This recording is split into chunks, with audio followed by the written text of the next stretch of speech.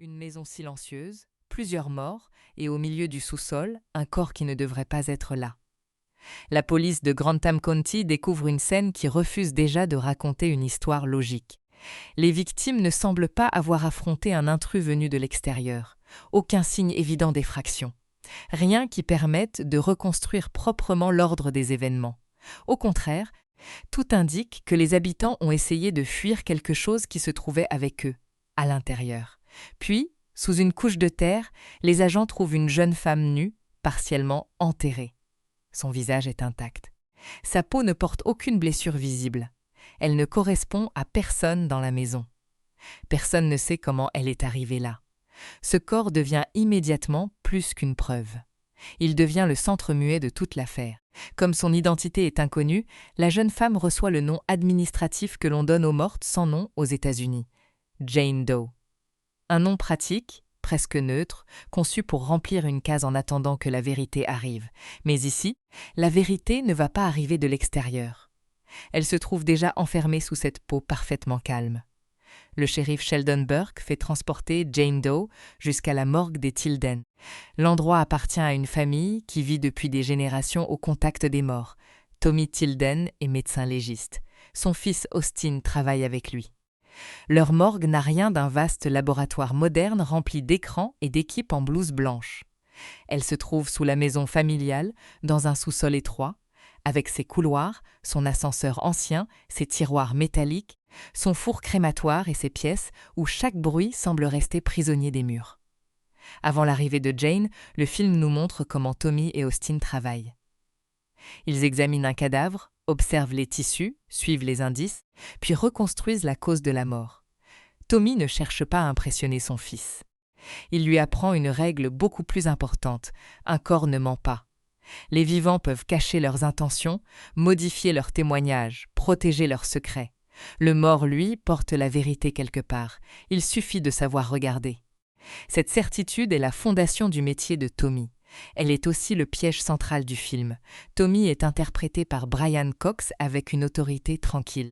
Il ne joue pas le médecin légiste comme un savant excentrique ou comme un homme fasciné par le macabre. Tommy est un artisan de la mort. Il avance avec méthode, respecte les étapes et sait que la moindre anomalie peut changer toute une enquête. Austin, incarné par Emile Hirsch, possède la même intelligence, mais pas encore la même relation au lieu. Il aide son père, il connaît les gestes, il comprend les termes. Pourtant, une partie de lui regarde déjà vers la sortie. Cette différence apparaît quand Emma, la petite amie d'Austin, vient le chercher. Austin avait prévu de passer la soirée avec elle.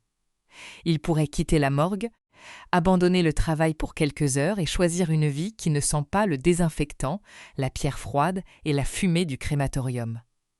Emma n'a pas peur de l'endroit, ou du moins elle refuse de le montrer. Elle demande même à voir un corps. Austin lui ouvre un tiroir et le film installe un détail qui paraît presque anodin. Une petite clochette est attachée au pied du cadavre. Cette clochette vient d'une ancienne peur. Autrefois, certaines personnes redoutaient d'être déclarées mortes puis enterrées vivantes. Une cloche reliée au corps permettait, du moins en théorie, d'appeler à l'aide depuis la tombe. Dans la morgue des Tilden, l'objet ressemble à une tradition professionnelle, un souvenir transmis avec les gestes du métier. Mais dans un film où la frontière entre le mort et le vivant va devenir incertaine, cette clochette n'est pas une décoration. Elle prépare l'oreille du spectateur. Austin promet à Emma qu'il la rejoindra plus tard. Puis le shérif arrive avec une urgence. Il veut une cause de décès avant le lendemain matin. La presse attend, les autorités veulent comprendre la scène de crime, et cet inconnu pourrait être la seule pièce capable d'expliquer le massacre. Tommy accepte. Austin pourrait encore partir, mais il reste pour aider son père. Ce choix ne paraît pas héroïque. Il est même banal. Un fils reporte un rendez-vous pour terminer un travail urgent avec son père. Pourtant, tout ce qui suivra dépend de cette décision. Le film n'a pas besoin de pousser Austin dans la morgue par la force. Il y entre volontairement, par loyauté, par habitude, peut-être aussi parce qu'il n'est pas encore prêt à laisser Tommy seul. La relation entre les deux hommes porte une fatigue discrète. La mère d'Austin est morte, et son absence habite encore la maison. Tommy continue de vivre au même endroit, de travailler dans le même sous-sol, de conserver les mêmes routines. Austin comprend que son père n'a pas vraiment quitté le deuil. Il reste donc proche de lui, même lorsqu'il rêve d'une autre vie. Cette tension familiale donne au huis clos une profondeur essentielle. Lorsque les portes se fermeront, Austin ne sera pas seulement prisonnier avec son patron. Il sera enfermé avec un père qu'il aime, qu'il protège et qu'il ne comprend pas complètement. Jane Doe est déposée sur la table d'autopsie. À première vue, son état semble presque impossible. Le corps est propre, intact, sans marque défensive, sans plaie, sans ecchymose évidente. La peau ne raconte ni attaque brutale, ni chute, ni strangulation. Tommy et Austin commencent donc comme ils le font toujours, par l'extérieur. Ils photographient, mesurent, observent.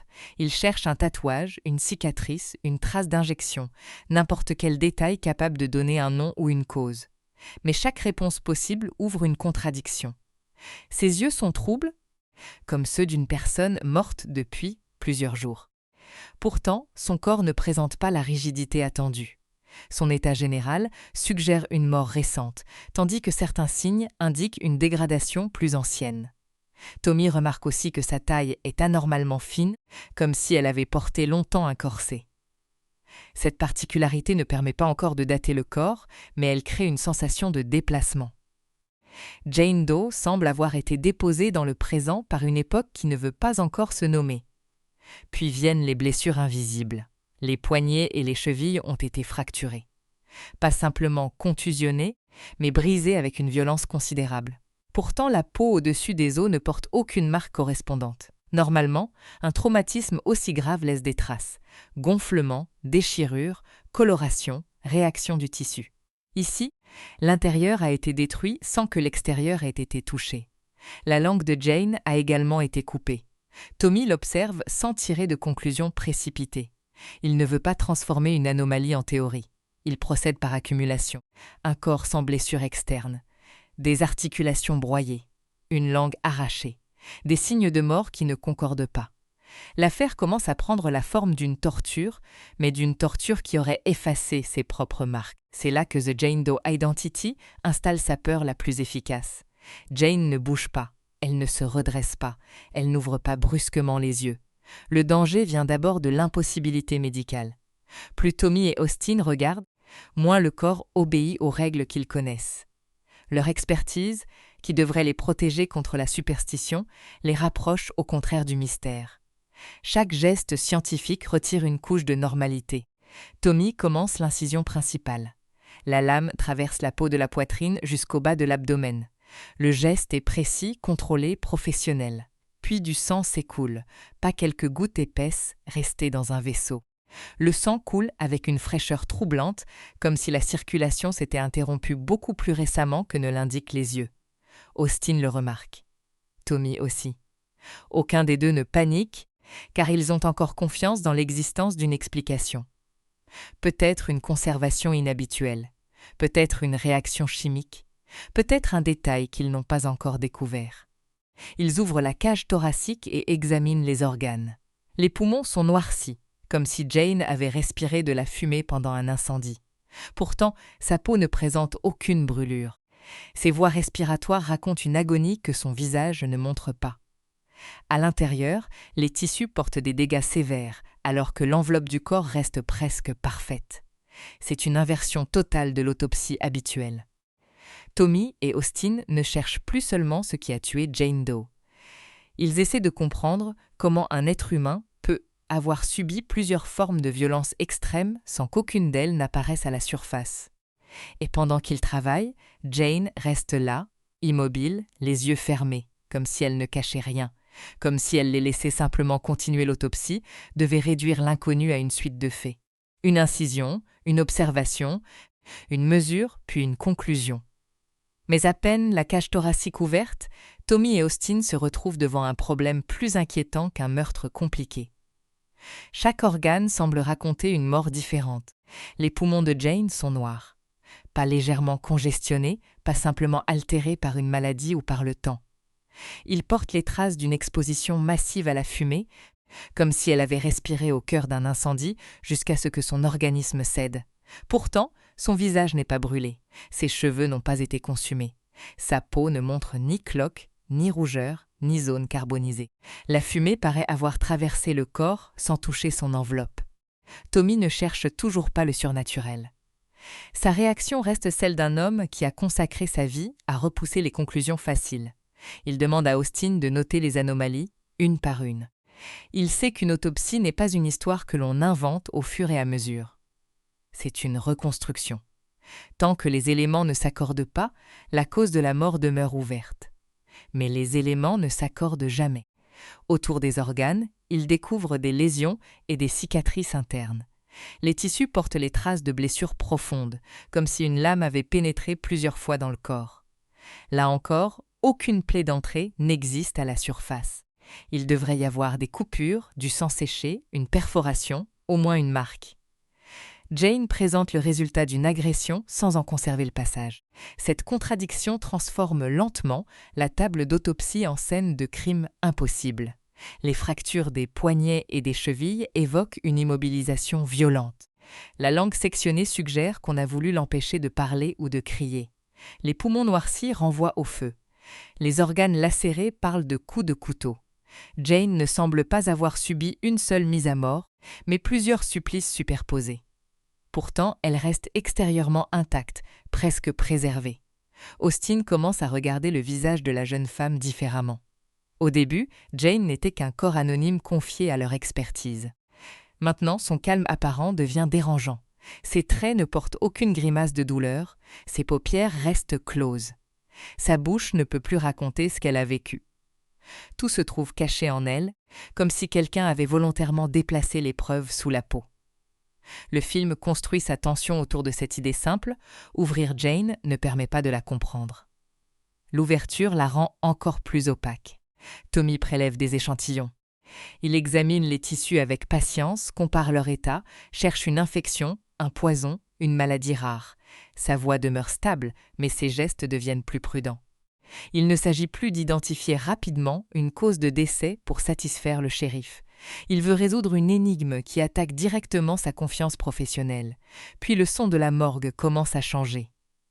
Jusqu'ici, le sous-sol était dominé par des bruits connus. Le métal des instruments, la ventilation, le frottement des gants, le fonctionnement régulier des appareils. Ces sons ne sont pas rassurants pour un visiteur, mais ils le sont pour Tommy et Austin. Ils appartiennent à leur routine. Soudain, la radio se dérègle. Les fréquences changent sans qu'aucun des deux hommes ne touche au poste. Des voix apparaissent, disparaissent, sont remplacées par des fragments de musique et des parasites. Puis une vieille chanson légère s'impose. « Open up your heart and let the sunshine in ». Son ton enfantin et joyeux ne correspond pas du tout à la pièce. Dans un autre contexte, elle pourrait sembler innocente. Ici, elle donne l'impression qu'une présence cherche la mélodie la plus inappropriée possible pour accompagner l'ouverture d'un cadavre. Austin éteint la radio ou tente de rétablir la station. Le phénomène peut encore être attribué à l'orage qui approche. Une mauvaise réception, une perturbation électrique, une coïncidence désagréable. Le film laisse aux personnages plusieurs portes rationnelles et il les emprunte toutes parce que c'est ce qu'une personne raisonnable ferait. Dehors, le temps se dégrade, le vent se lève. La pluie commence à frapper la maison. Dans le sous-sol, cette tempête a une fonction plus profonde qu'un simple décor d'horreur. Elle coupe progressivement la morgue du monde. Le lieu, déjà enterré sous la maison, devient une poche isolée. Les murs paraissent plus épais, les couloirs plus longs, la sortie plus lointaine. Tommy et Austin poursuivent néanmoins l'examen. Ils vérifient le tube digestif et découvrent dans l'estomac des traces d'une plante toxique, le datura, également connu sous le nom de stramoine. Ses propriétés peuvent provoquer délire, paralysie et perte de contrôle. Cette découverte offre enfin une piste presque cohérente. Jane aurait pu être droguée avant d'être torturée. Immobilisée chimiquement, elle aurait été incapable de se défendre pendant qu'on lui brisait les membres, qu'on lui coupait la langue et qu'on lui infligeait les autres blessures. Mais même cette hypothèse ne résout pas le problème principal. Le poison peut expliquer l'absence de résistance. Il n'explique pas l'absence de marque.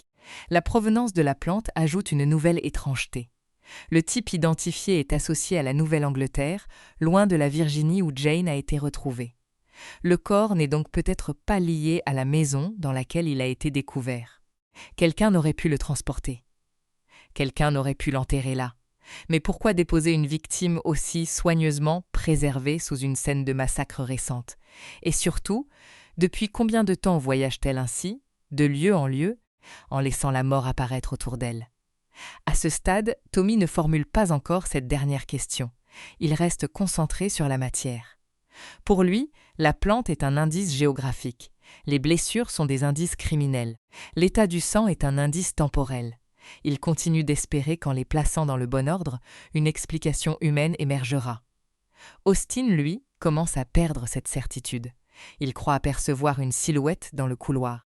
Pas un mouvement net, seulement une présence verticale au-delà de la salle, suffisamment précise pour interrompre son travail. Il quitte la table et avance dans la morgue. Le changement d'espace est important. Près de Tommy, sous les lampes d'examen, tout paraît encore contrôlable. Dans le corridor, les portes métalliques et les zones d'ombre reprennent leur pouvoir. Chaque tiroir peut contenir un corps. Chaque angle masque une partie du sous-sol. Austin appelle. Personne ne répond. Puis il entend un bruit faible et découvre Stanley, le chat de la famille, caché dans une zone de service. L'animal est grièvement blessé. Son corps porte les traces d'une attaque récente, comme si quelque chose l'avait saisi ou écrasé. Austin le prend avec précaution et la porte à Tommy. Cette scène pourrait sembler secondaire face au mystère de Jane, mais elle marque un tournant. Jusqu'à présent, toutes les horreurs appartenaient au passé supposé du cadavre. Les fractures, la fumée, la langue coupée et le poison avaient été infligés avant l'arrivée à la morgue. Stanley prouve qu'une violence nouvelle vient de se produire à proximité des deux hommes. Tommy examine rapidement le chat. Il comprend qu'il ne pourra pas le sauver. Stanley souffre, respire avec difficulté et prolonger son agonie ne ferait que retarder l'inévitable. Tommy prend alors une décision que son métier l'a probablement obligé à prendre d'autres fois. Il abrège sa souffrance. Le geste est sobre, mais il révèle quelque chose de profond chez lui. Tommy n'est pas insensible à la mort. Il la connaît trop bien pour la romantiser. Lorsqu'il ne peut plus réparer, il choisit au moins de ne pas laisser la douleur durer. Cette compassion silencieuse deviendra essentielle, car Jane Doe semble incarner exactement l'inverse, une souffrance qui n'a jamais trouvé de fin. Tommy place ensuite Stanley dans le four crématoire. Les flammes emportent le petit corps, et pendant quelques secondes, la morgue retrouve une forme de logique brutale. Le feu détruit. La mort met un terme à la douleur, un corps finit par disparaître. Sur la table voisine, Jane demeure intacte. Austin voudrait comprendre ce qui a attaqué le chat. Une porte mal fermée pourrait avoir laissé entrer un animal sauvage, la tempête pourrait l'avoir effrayé, mais aucune hypothèse ne paraît solide. Stanley connaissait la maison et le sous-sol. Il ne se serait pas infligé seul de telles blessures. Quelque chose a circulé dans les couloirs pendant que Tommy et Austin regardaient ailleurs. Le père décide malgré tout de reprendre l'autopsie. Cette décision peut sembler imprudente, mais elle correspond parfaitement à son caractère. Arrêter maintenant signifierait accepter qu'ils ont peur d'un phénomène qu'ils ne comprennent pas. Continuer signifie conserver l'initiative. Tant que leurs mains travaillent, ils ne sont pas encore réduits au rôle de victime. Ils reviennent donc auprès de Jane. La jeune femme n'a pas changé de position. Son visage conserve la même douceur vide. Les incisions sont toujours ouvertes, les organes exposés, le sang encore présent. Aucun mouvement, aucun signe direct qu'elle puisse être responsable de quoi que ce soit. Et pourtant, l'atmosphère n'est plus la même. Avant la mort de Stanley, Tommy et Austin ouvraient un corps afin de découvrir ce qui lui était arrivé. Désormais, ils commencent à travailler avec l'impression que le corps les observe à sa manière. Non pas avec ses yeux fermés, mais à travers la maison, la radio, les couloirs et tout ce qui échappe à leur champ de vision. Tommy décide d'aller plus loin dans l'examen du système digestif. Si Jane a avalé du datura, son estomac pourrait contenir d'autres éléments. Une substance, une fibre, un objet ayant appartenu à ses bourreaux. Peut-être enfin une preuve capable de relier les blessures à une époque, un lieu ou un rituel. La prochaine découverte sera minuscule. Une dent manquante. Mais autour de cette dent, quelqu'un a pris le temps d'enrouler un morceau de tissu couvert de signes. Et lorsque Tommy et Austin comprendront où ce tissu était caché, l'autopsie cessera définitivement d'être une enquête ordinaire. Tommy plonge plus profondément dans l'estomac de Jane Doe, convaincu que le poison ne peut pas être le dernier indice. Le datura explique peut-être comment ses bourreaux l'ont paralysé, mais il ne dit rien de leurs intentions. Il ne justifie ni les fractures invisibles, ni les organes lacérés, ni cette étrange conservation qui maintient le sang presque frais dans un corps dont les yeux semblent morts depuis plusieurs jours. Dans le contenu gastrique, Tommy sent quelque chose de dur. Ce n'est pas un fragment d'os avalé par accident, ni un objet venu de la maison où Jane a été découverte. Il retire une petite masse enveloppée dans un morceau de tissu. En la nettoyant, les deux hommes reconnaissent une dent humaine, une molaire. Celle qui manque précisément dans la bouche de Jane. La découverte est profondément dérangeante, non parce qu'elle serait spectaculaire, mais parce qu'elle révèle une intention méthodique. Quelqu'un a arraché la dent de la jeune femme, l'a enveloppée avec soin, puis l'a forcée à l'avaler. Ce geste n'a rien d'une explosion de violence désordonnée. Il ressemble à une procédure. Chaque étape a été pensée. Chaque blessure paraît appartenir à une opération dont Tommy et Austin ignorent encore la finalité. Le tissu lui-même porte des inscriptions. On y distingue des chiffres romains, des lettres et une figure géométrique complexe. Les marques ne ressemblent ni à une étiquette médicale, ni à un message ordinaire. Elles forment un assemblage codé, presque rituel. Austin essaie de comprendre ce qu'il regarde, mais les signes ne lui offrent aucune lecture immédiate. Ils pourraient représenter une date, une référence ou une formule. Pour l'instant, ils sont seulement la preuve que la torture de Jane obéissait à une logique précise. La dent devient alors une sorte de sceau. Arrachée au corps, enveloppée dans un symbole, puis replacée à l'intérieur de la victime, elle suggère que les responsables ne voulaient pas seulement lui faire mal. Ils cherchaient à accomplir quelque chose à travers elle. Tommy reste prudent. Le mot « rituel » est tentant, mais il peut entraîner l'enquête dans toutes les directions. Il préfère s'en tenir à ce qu'il peut observer. Le tissu est ancien, ou du moins, fabriqué d'une manière inhabituelle. Les inscriptions ont été placées volontairement. La dent appartient à Jane, et comme celle-ci a été retrouvée dans son estomac, elle a probablement été avalée avant sa mort. Cette dernière conclusion ajoute une nuance terrible. Jane était encore vivante lorsque cette préparation a eu lieu. Les deux hommes examinent ensuite l'intérieur de la peau. En manipulant les tissus déjà ouverts, ils découvrent sous l'épiderme des marques semblables à celles du morceau de tissu. Elles ont été dessinées ou gravées du côté interne, là où personne ne pouvait les voir sans procéder à une autopsie.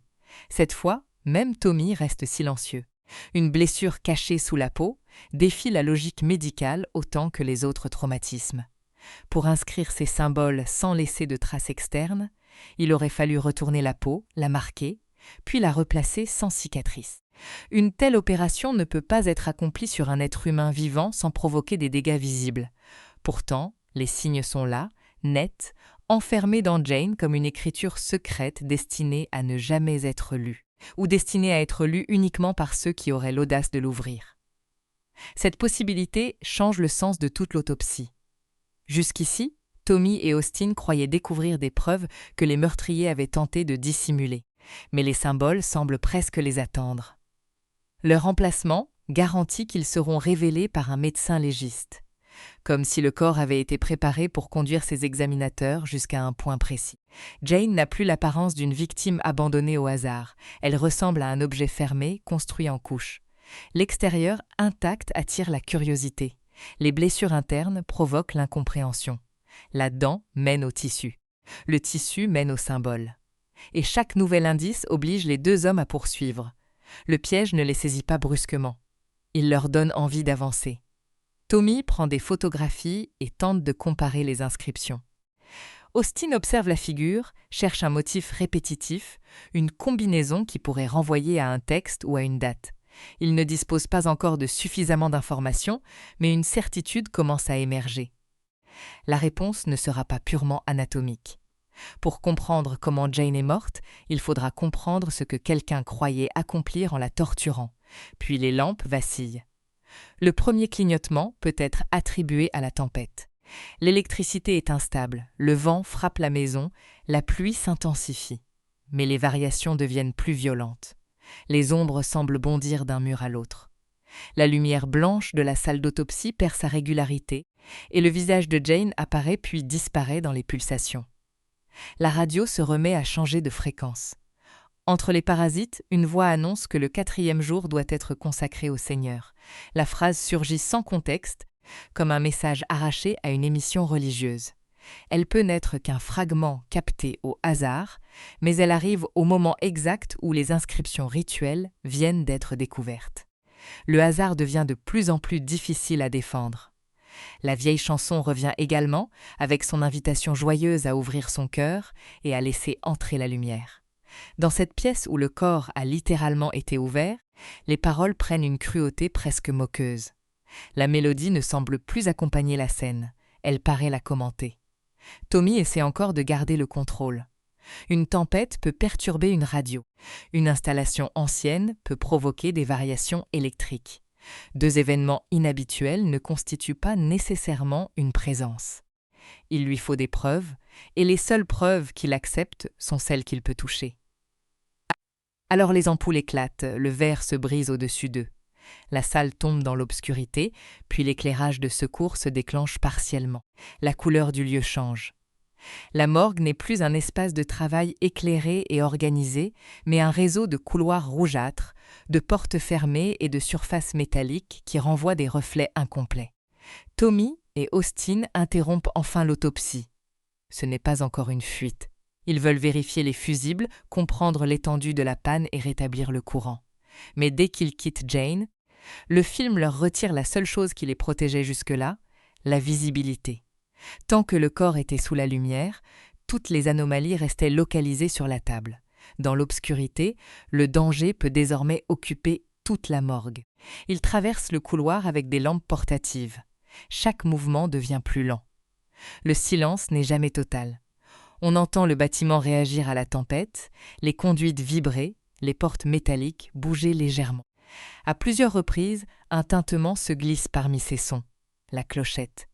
Le petit objet attaché au pied d'un cadavre devait seulement rappeler une ancienne précaution contre les enterrements prématurés. Maintenant, son bruit signifie qu'un corps pourrait être en train de bouger. Austin connaît la disposition des tiroirs. Il sait quel mort repose dans la pièce.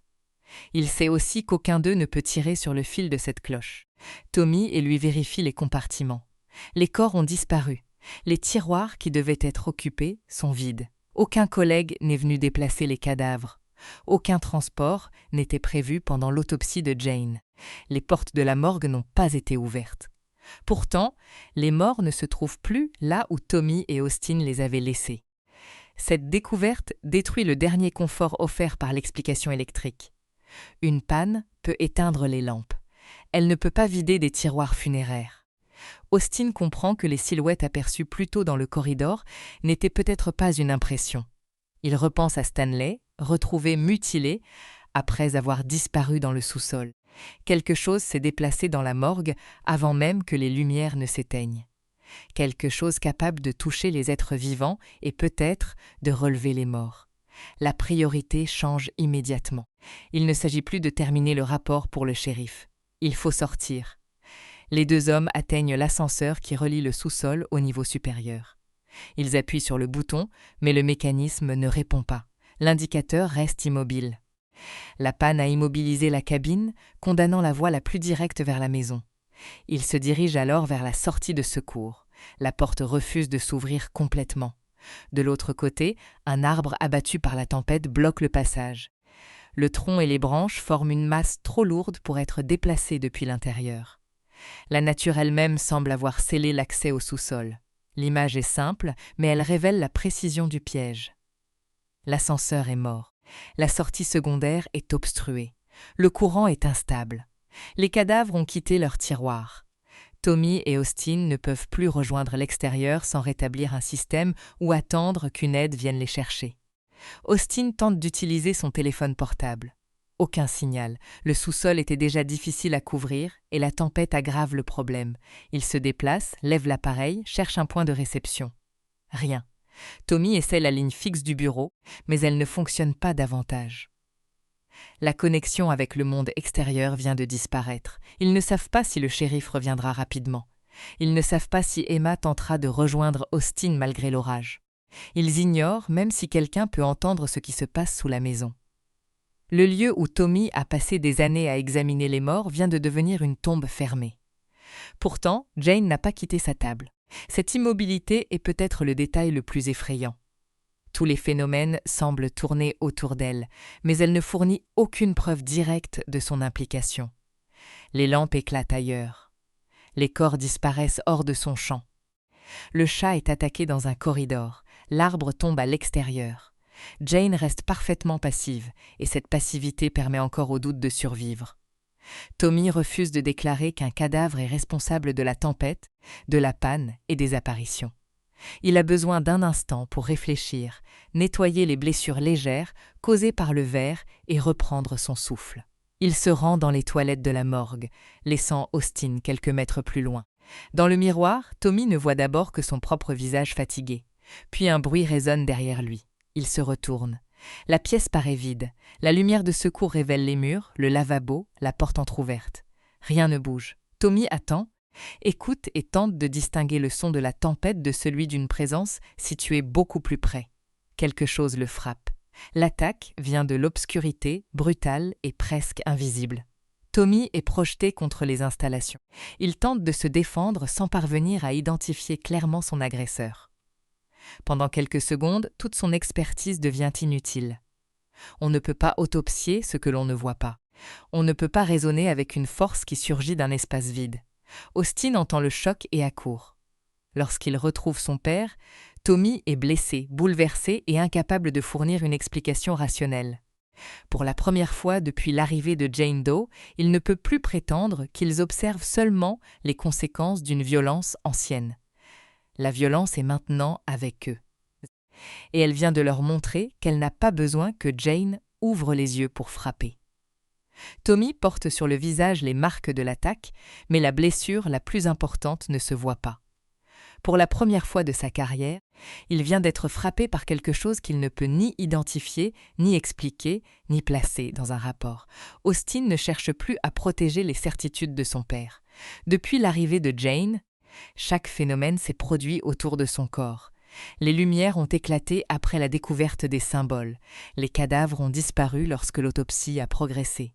Stanley a été mutilé dans les couloirs. Et maintenant, une présence aux yeux gris a agressé Tommy dans une pièce vide. Pour Austin, la conclusion est devenue inévitable. Tout vient d'elle. Tommy résiste encore, mais moins fermement. Il rappelle que Jane n'a pas bougé. Son corps est resté sur la table depuis le début.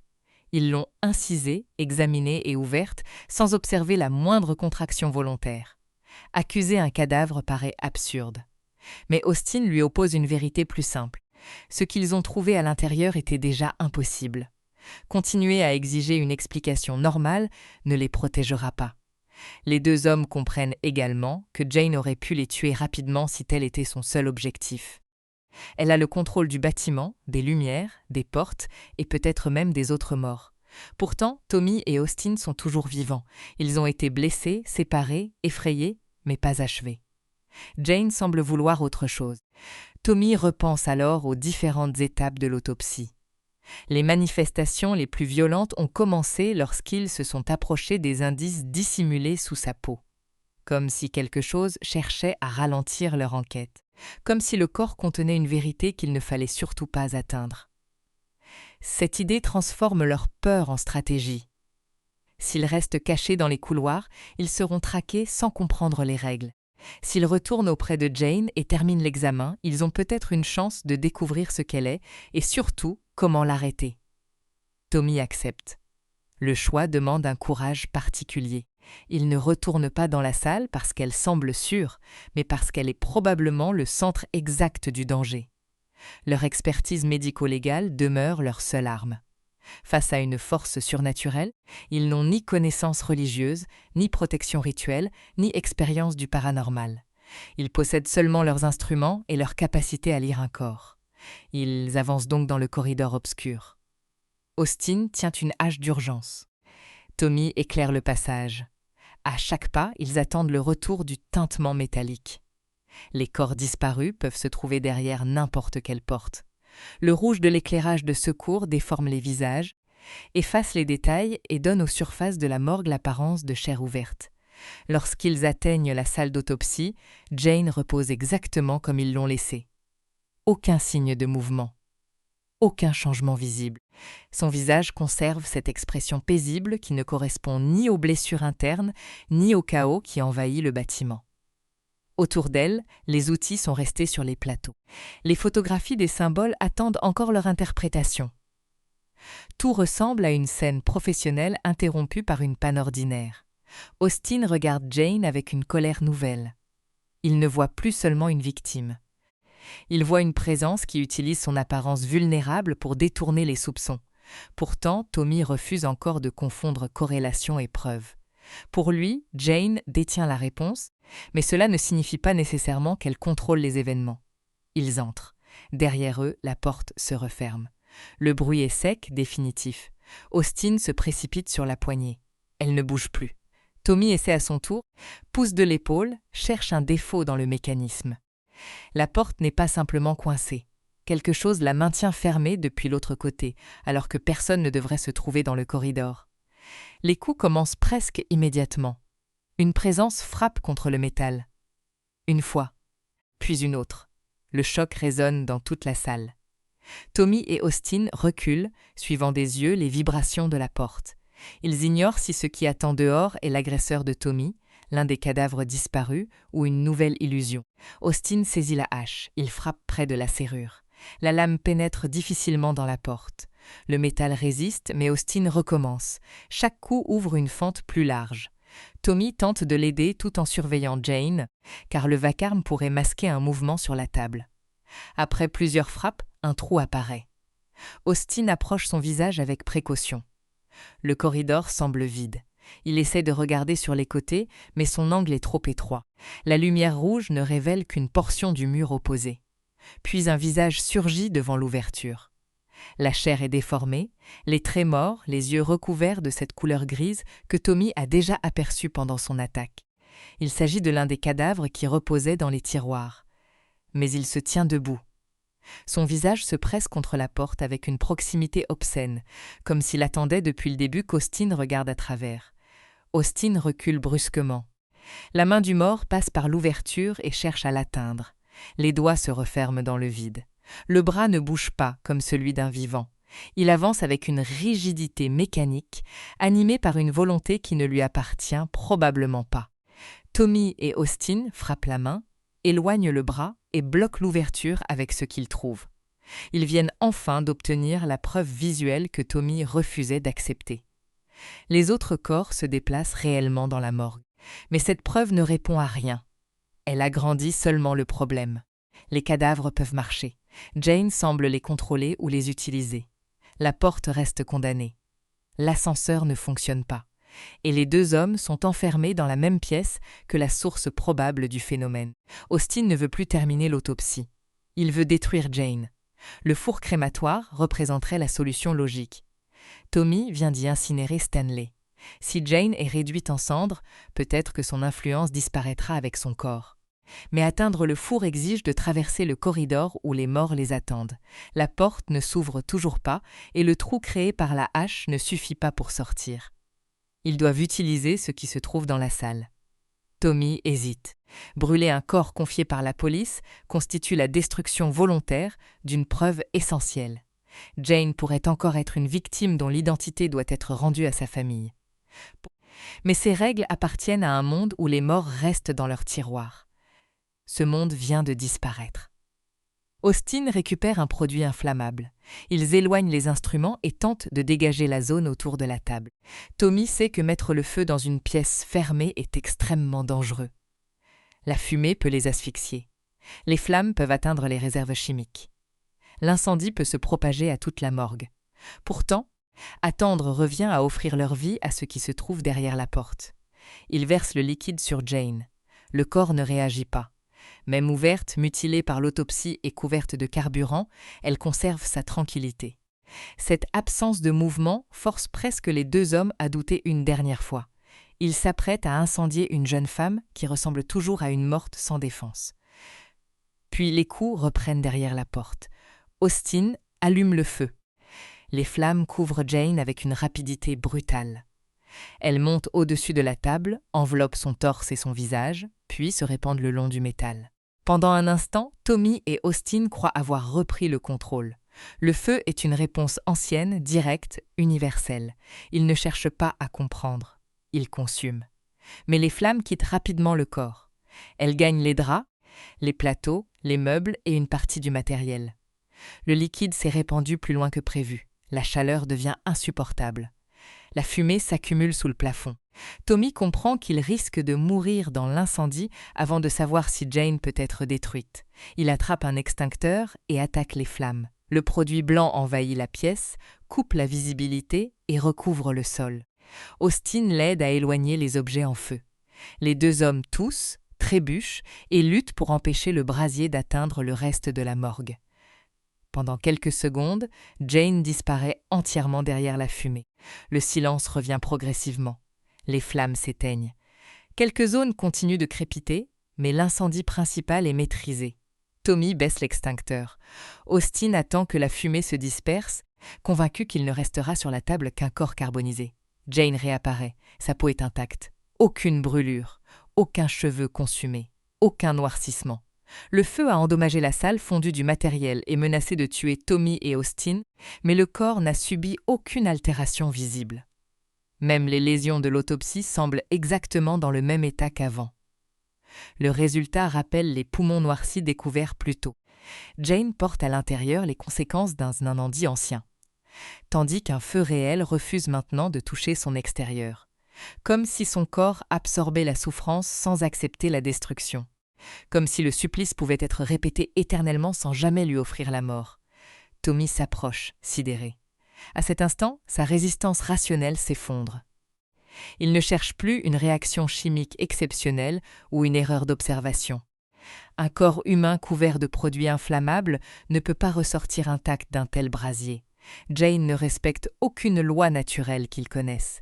La morgue tremble légèrement, puis un signal électrique retentit au bout du corridor. L'ascenseur vient de se remettre en marche. Les lumières de son panneau se sont rallumées. La cabine remonte ou descend dans la cage avec un grondement mécanique. Après les portes verrouillées, les cadavres disparus et l'échec du feu, cette réactivation ressemble à une chance impossible.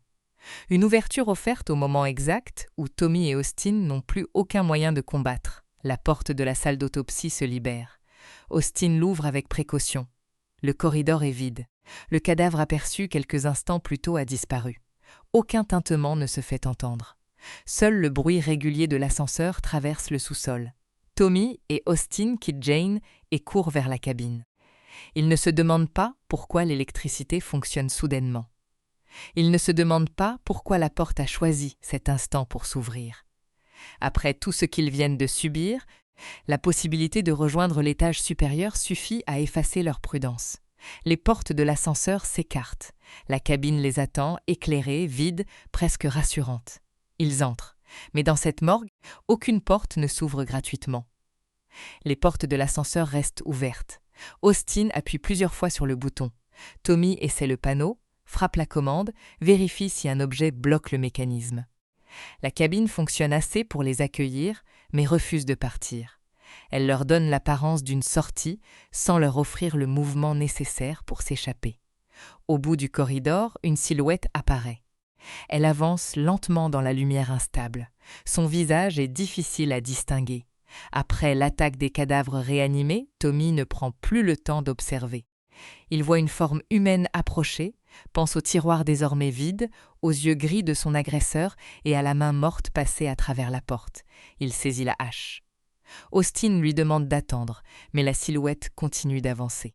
Dans cet espace où chaque seconde semble annoncer une nouvelle attaque, l'hésitation peut tuer. Tommy sort de la cabine et frappe avec toute la force que la peur lui laisse. La lame atteint la tête de la personne. Le corps s'effondre. Pendant une fraction de seconde, Tommy croit avoir neutralisé l'une des créatures de Jane. Puis la lumière révèle le visage d'Emma. Elle était revenue comme Austin le lui avait demandé. Emma n'était pas une apparition sortie d'un tiroir. Elle n'avait pas les yeux gris. Elle n'était ni morte, ni possédée. Elle avait seulement traversé la tempête pour retrouver son petit ami, probablement inquiète de ne recevoir aucune nouvelle. Elle avait réussi à pénétrer dans la morgue au moment où Tommy et Austin ne pouvaient plus distinguer une personne vivante d'une menace. Tommy laisse tomber la hache. Austin s'agenouille auprès d'elle, mais la blessure est trop grave. Il l'appelle, la touche, cherche un signe de respiration. Rien ne peut réparer ce qui vient de se produire. Jane n'a pas porté le coup. Elle n'a pas bougé de sa table. Pourtant, elle a construit les conditions exactes qui ont conduit Tommy à tuer une innocente. C'est une forme de violence plus cruelle qu'une attaque directe. Depuis le début, la morgue déforme les perceptions des deux hommes. Elle remplit les corridors de silhouettes, anime les morts, coupe les communications et les pousse à réagir avant de comprendre. Tommy, qui enseignait à son fils de toujours examiner les preuves avant de conclure, vient de commettre l'erreur qu'il condamnait. Il a regardé une forme dans l'obscurité, décidé qu'elle était dangereuse et prononcé sa sentence sans vérifier. La tragédie d'Emma reproduit ainsi le mécanisme qui semble avoir détruit Jane plusieurs siècles auparavant. La peur précède la preuve, puis la violence transforme une accusation en réalité irréversible. Austin s'effondre. Il se souvient de sa promesse. Il avait demandé à Emma de revenir. Il lui avait assuré qu'il serait disponible plus tard, après l'autopsie. Si elle se trouve dans ce sous-sol, c'est parce qu'elle lui a fait confiance. Il se considère immédiatement responsable. Tommy essaie de l'arrêter. Austin n'a pas manié la hache. Il ne pouvait pas prévoir la tempête, les cadavres disparus ou la panne de l'ascenseur. Mais les explications rationnelles n'ont plus de poids face au corps d'Emma. Austin ne voit qu'une chaîne de décisions. Il a choisi de rester, il lui a demandé de revenir, puis il n'a pas pu la protéger. Tommy affirme alors que la responsabilité lui appartient. Il ne parle pas uniquement du coup qu'il vient de porter. Sa confession remonte à la mort de la mère d'Austin. Depuis le début de la nuit, son absence était présente dans les silences, dans l'attachement de Tommy au chat Stanley et dans la difficulté d'Austin à abandonner son père. Maintenant, Tommy révèle ce qui nourrit réellement sa culpabilité. Sa femme semblait heureuse. Elle apportait une énergie lumineuse à la maison, au point que Tommy lui avait donné un surnom lié au soleil. Il croyait la connaître. Il vivait avec elle, travaillait près d'elle et pensait pouvoir reconnaître la souffrance chez les autres grâce à son métier. Pourtant, il n'a pas vu la sienne. Elle portait un désespoir profond, sans le montrer. Lorsqu'elle est morte, Tommy a compris trop tard qu'elle avait traversé cette douleur seule. Il savait découvrir un traumatisme caché dans les organes d'un inconnu, mais il n'avait pas reconnu celui qui détruisait la personne la plus proche de lui. Cette contradiction explique son comportement depuis le début. Tommy ne s'est pas seulement réfugié dans son travail par habitude. Il s'est accroché à l'idée que les corps disent toujours la vérité, parce que les vivants peuvent cacher une souffrance jusqu'à ce qu'il soit trop tard. Il ne fait plus confiance aux apparences heureuses. Il cherche sous la surface, ouvre les chairs et examine ce qui a été dissimulé. Jane Doe est donc l'épreuve parfaite pour lui. Son extérieur est calme, presque pur. Toute la douleur se trouve à l'intérieur. Comme la femme de Tommy, elle présente au monde un visage qui ne révèle rien de ce qu'elle endure. Mais contrairement à elle, Jane peut forcer les autres à ressentir la souffrance que personne n'a su voir. Tommy avoue également qu'Austin a payé le prix de son incapacité à faire son deuil. Son fils est resté près de lui, a travaillé dans la morgue familiale et a retardé son propre départ parce qu'il craignait de l'abandonner.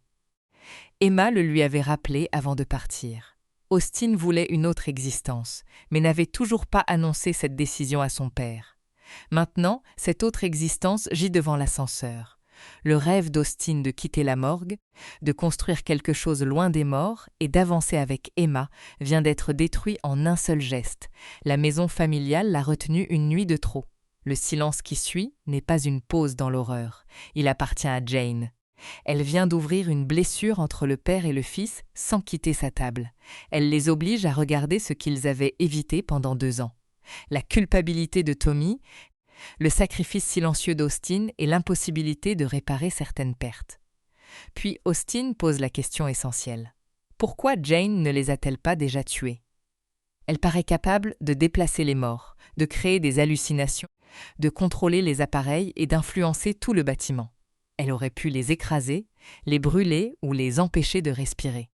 Au lieu de cela, elle les maintient en vie assez longtemps pour qu'ils assistent à la mort de Stanley, qu'ils se blessent, qu'ils perdent leurs repères et qu'ils tuent Emma de leurs propres mains. Tommy comprend que les manifestations suivaient l'autopsie. Chaque fois qu'ils approchaient d'un élément important, la morgue réagissait. La radio se déréglait, les lumières éclataient. Une présence surgissait. Jane n'essayait peut-être pas seulement de les effrayer. Elle cherchait à empêcher l'examen d'atteindre sa dernière étape. L'autopsie devait comporter 4 phases. Ils ont étudié l'extérieur, le cœur et les poumons, puis le système digestif. Il reste le cerveau, le dernier compartiment fermé. Le premier retour auprès de Jane avait été motivé par la nécessité de survivre. Cette fois, ils y retournent parce que toute possibilité de fuite leur a été retirée. Emma est morte. L'ascenseur refuse de partir. Attendre dans le couloir les livrerait aux illusions suivantes. Leur unique avantage réside dans ce que Jane semble vouloir cacher. Austin se relève. Le chagrin ne disparaît pas, mais il se transforme en décision. Il ne peut plus sauver Emma. Il peut encore tenter de découvrir pourquoi elle est morte. Tommy récupère une lampe et reste près de son fils. Il ne cherche plus à lui donner des ordres. Après son erreur, il avance derrière lui. Il quitte le corps d'Emma et traverse une nouvelle fois la morgue. Le tintement de la clochette recommence. Cette fois, aucun des 2 hommes ne cherche à vérifier quel cadavre la porte. Ils savent que le son peut être réel ou créé pour les détourner. Jane a déjà utilisé leur peur contre eux. Ils gardent les yeux sur le passage et progressent vers la salle d'autopsie. Une silhouette attaque dans l'obscurité. Tommy est séparé d'Austin pendant quelques secondes. Le fils entend son père crier, revient sur ses pas et le retrouve à terre. Il l'aide à se relever, vérifie qu'il peut encore marcher et refuse de le laisser disparaître dans le corridor. La menace tente encore de briser leur progression, mais ils atteignent finalement la table. Jane les attend. Sa peau n'a toujours pas brûlé. Son corps demeure ouvert, ses organes retirés ou déplacés, sans qu'aucune de ces mutilations ait produit la décomposition normale. Elle ne ressemble plus à une morte examinée par 2 légistes. Elle ressemble à quelque chose qui accepte d'être démonté sans jamais perdre son intégrité essentielle. Tommy commence la dernière étape.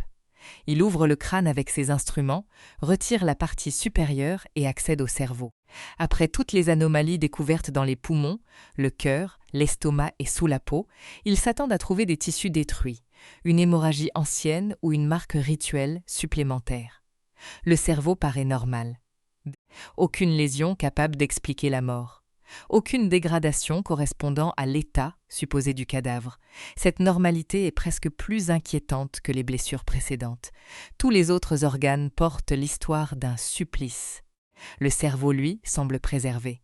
Tommy effectue alors un examen plus précis de l'activité du tissu. Une réaction apparaît. Les neurones répondent encore. Dans un corps réellement mort, cette activité ne devrait pas être présente après tout ce qu'ils ont observé et accompli. Jane a été ouverte de la poitrine au bassin. Son cœur a été retiré. Ses organes ont été manipulés. Elle a été couverte de carburant et incendiée. Malgré cela, une énergie continue d'alimenter son cerveau. Tommy comprend enfin pourquoi aucune cause de décès ne pouvait être établie. Il n'en existe peut-être pas. Jane Doe n'est pas morte au sens où il l'entendait. Elle ne respire pas. Son cœur ne bat pas. Son corps ne réagit pas comme celui d'une personne consciente. Pourtant, quelque chose en elle demeure actif, enfermé dans un état situé entre la vie et la mort. Austin regarde le visage immobile de la jeune femme. Pour la première fois, son calme n'évoque plus celui d'un cadavre, il évoque celui d'une prisonnière qui ressent encore chaque incision. Le cerveau de Jane demeure actif. Cette découverte ne ressemble pas à un simple détail médical ajouté à une liste d'anomalies. Elle renverse tout ce que Tommy et Austin croyaient savoir depuis l'arrivée du corps.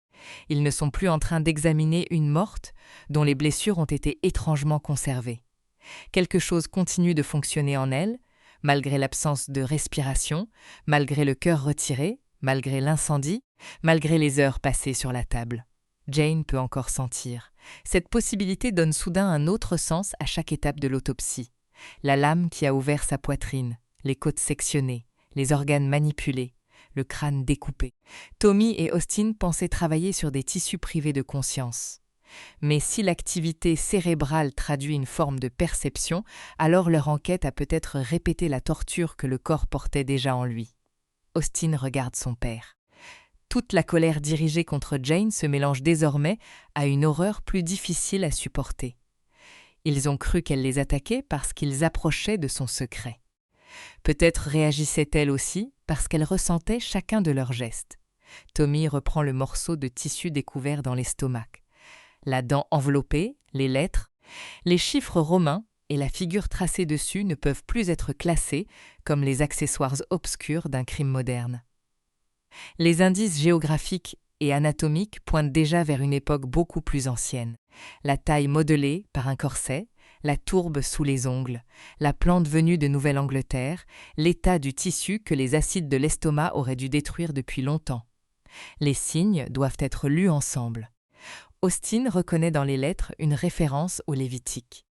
Le chapitre 20, verset 27, condamne les personnes supposées consulter les morts ou pratiquer la sorcellerie.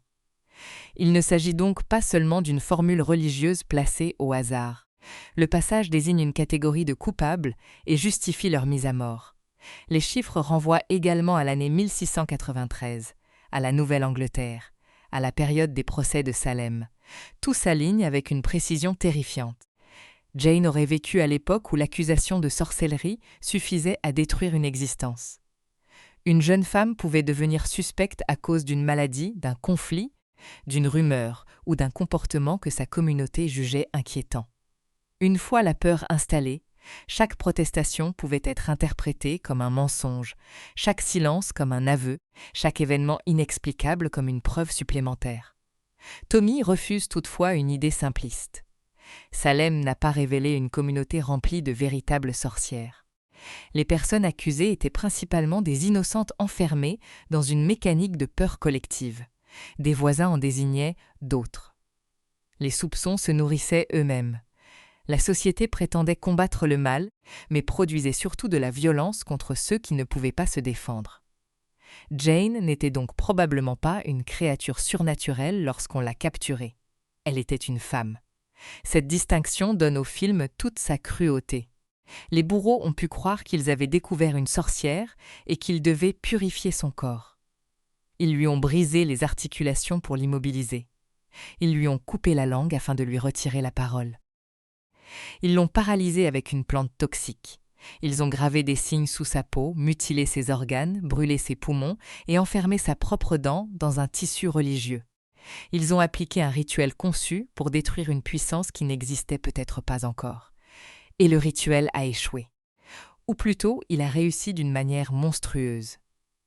En infligeant à une innocente des supplices destinés à une sorcière, les hommes qui l'ont condamnée ont créé la chose qu'ils prétendaient combattre. La violence n'a pas arraché le mal de son corps, elle l'y a installé. Elle a maintenu Jane entre la vie et la mort, consciente sans pouvoir parler, intacte à l'extérieur mais condamnée à porter chaque blessure sous sa peau. Son immortalité n'est donc pas un pouvoir merveilleux, c'est la prolongation infinie d'une exécution. Tommy comprend pourquoi le corps ne se décompose pas normalement.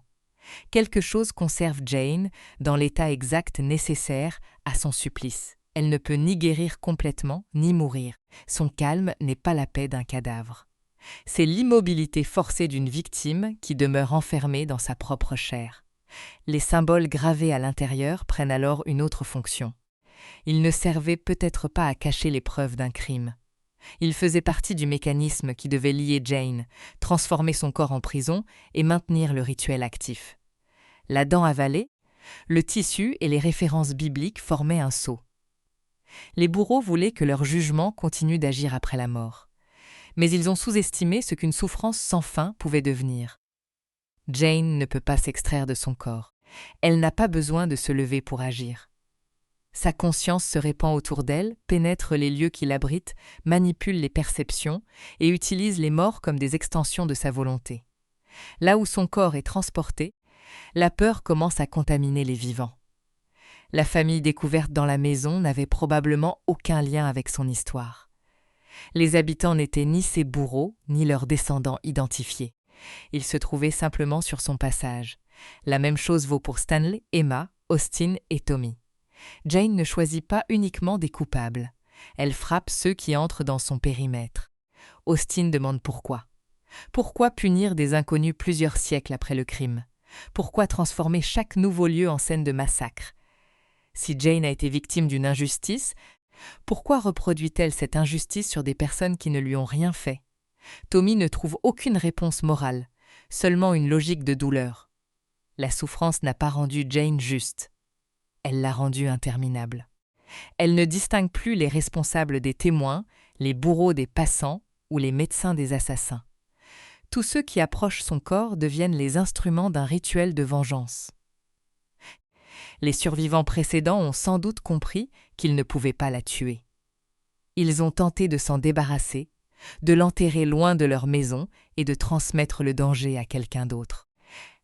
Jane a ainsi pu être déplacée pendant des années, peut-être pendant des générations, cachée chaque fois qu'un nouveau groupe découvrait ce qu'elle provoquait.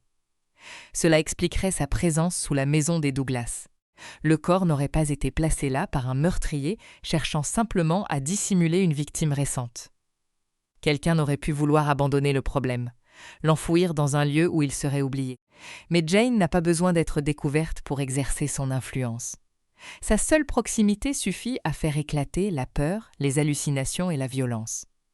Les habitants de la maison ont essayé de sortir, comme le montraient les premières observations du shérif. Ils ne fuyaient probablement pas un intrus entré chez eux. Ils tentaient d'échapper à ce qui avait déjà pénétré leurs esprits. Tommy et Austin ne sont qu'une nouvelle étape du même trajet. Pourtant, ils sont allés plus loin que les précédentes victimes. Grâce à l'autopsie, ils ont reconstitué la totalité du supplice. Ils ont vu les blessures cachées, trouvé le sceau, lu la référence religieuse et découvert l'activité du cerveau. Personne ne s'était peut-être approché aussi près de la vérité. Mais cette compréhension ne leur donne pas automatiquement un moyen de vaincre Jane. La brûler n'a pas fonctionné. Retirer son cœur ne l'a pas arrêtée. Ouvrir son crâne n'a fait que confirmer qu'elle demeurait consciente. Même si Tommy détruisait chaque partie du corps, rien ne garantit que la force qui l'anime disparaîtrait. Au contraire, chaque mutilation pourrait prolonger sa douleur et rendre ses réactions plus violentes. La seule transformation observée au cours de la nuit concerne le transfert de la souffrance.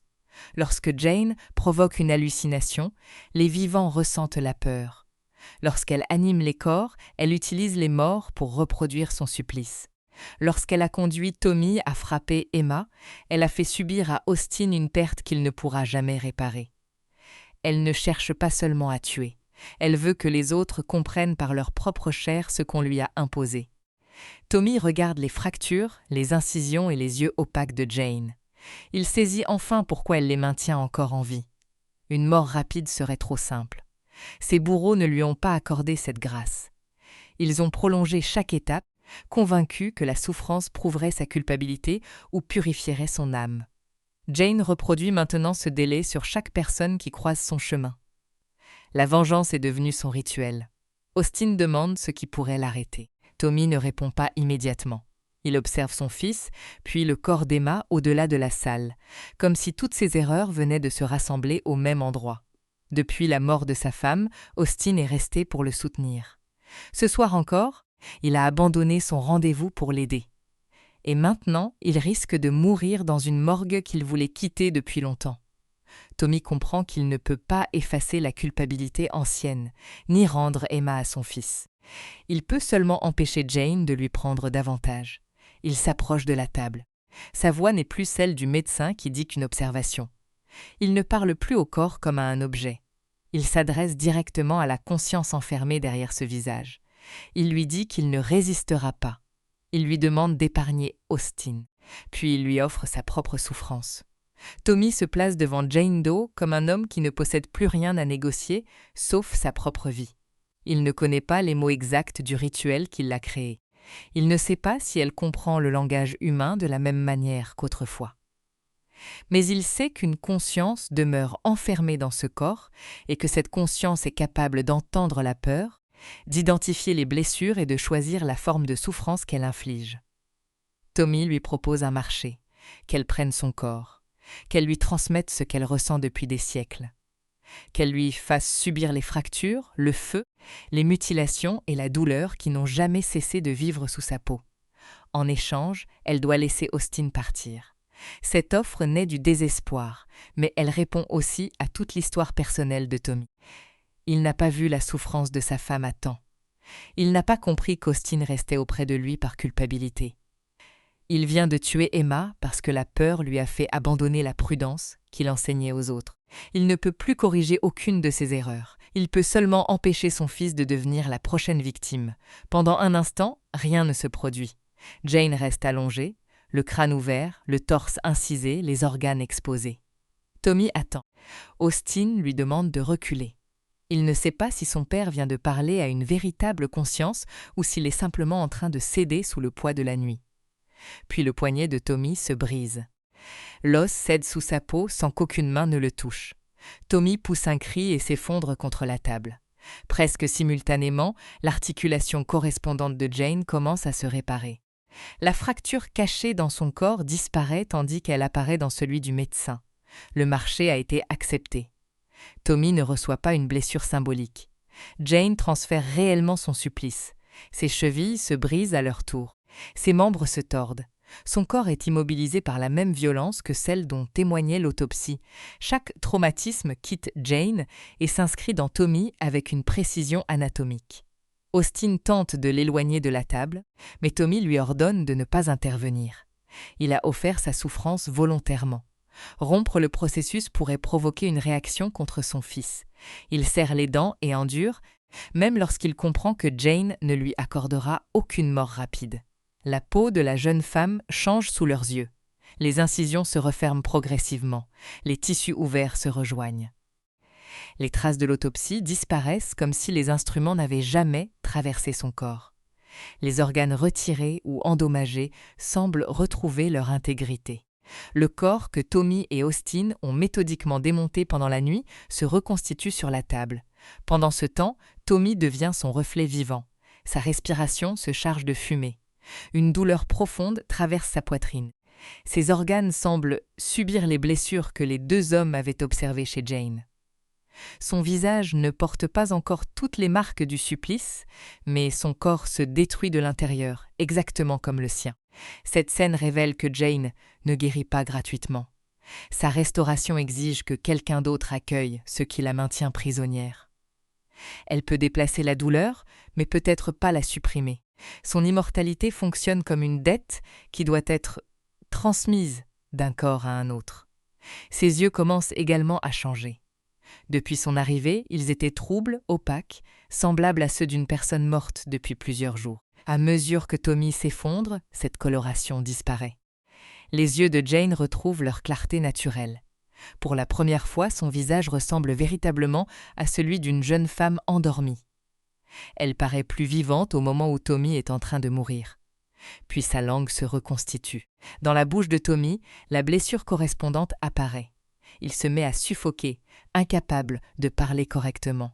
Le supplice lui retire la voix comme il l'avait retirée à Jane. L'homme qui a passé toute la nuit à décrire chaque découverte avec précision ne peut plus expliquer ce qui lui arrive. Austin regarde son père se décomposer devant lui et comprend que l'accord n'apporte aucune garantie. Jane accepte le sacrifice, mais rien ne prouve qu'elle respectera la seconde moitié du marché. Tommy espère que sa volonté compte, qu'une part de la victime existe encore derrière la vengeance et qu'elle reconnaîtra le geste d'un père prêt à souffrir pour son fils. Pourtant, l'entité qui dirige la morgue n'a montré ni compassion, ni véritable distinction entre l'innocent et le coupable. Tommy tombe au sol. Il est encore conscient. Ses yeux supplient Austin d'accomplir ce qu'il ne peut plus demander clairement.